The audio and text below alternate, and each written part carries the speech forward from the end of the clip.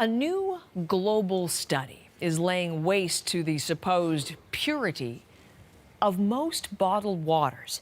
Researchers affiliated with the journalism organization or Media tested nearly a dozen brands of water purchased in countries around the world, and they found some disquieting things. David Common's been looking at that research. David here in studio with me. This is the largest investigation of its kind, as I mentioned, in a number of different countries. Tell us what it found.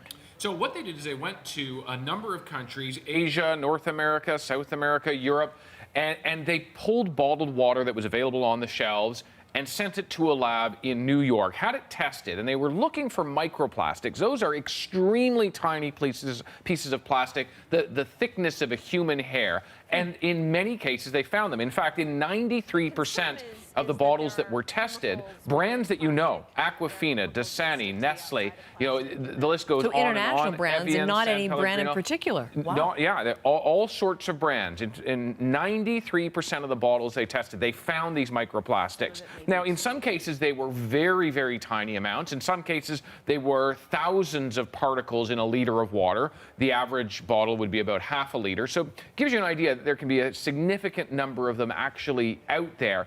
Wasn't found in every bottle, but it was certainly found in most, the overwhelming majority of the bottles that were tested. We know a few things about microplastics. We know that they exist all over the place. We know they're in tap water.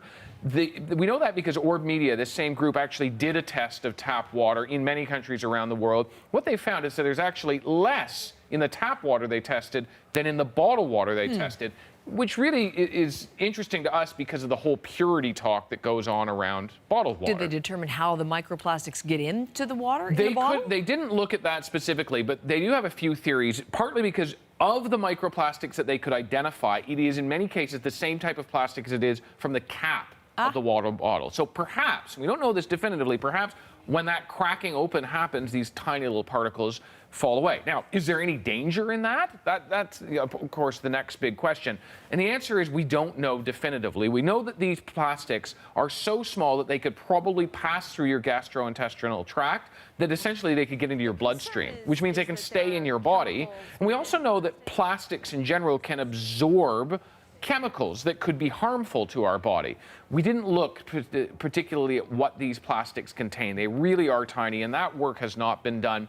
But it does certainly suggest that more work does need to be done. And this is a whole new emerging area of science for the very reasons that you highlight. It's interesting, the companies, when asked for statements, they pointed to the fact this is a new area. There are no uniform standards, there are no regulations for these things, are there? Absolutely, and there is, as the companies well point out, there is nothing that says you have to have below a certain amount or you can't have any. There's nothing in the world that says something like that. But we also have questions from scientists about what it might do. And so the companies come back to us and say, we're interested in this as well, but it's an emerging science. Some of the companies, some of the brands actually came back and said, yeah, we've found microplastics too, though in much lower levels than this Orb study is finding. This particular study, important to note, didn't look at bottled water in Canada. Even though I'm using the names of brands that exist in Canada, the bottles tested didn't come from Canada. And because it didn't, we're going to test it at Marketplace. We're going to try to see if we find similar results in Canadian bottled water. April 6th, the air date for that investigation, so stay tuned. But David, thank you very much. It's definitely pause for thought for those who drink bottled water.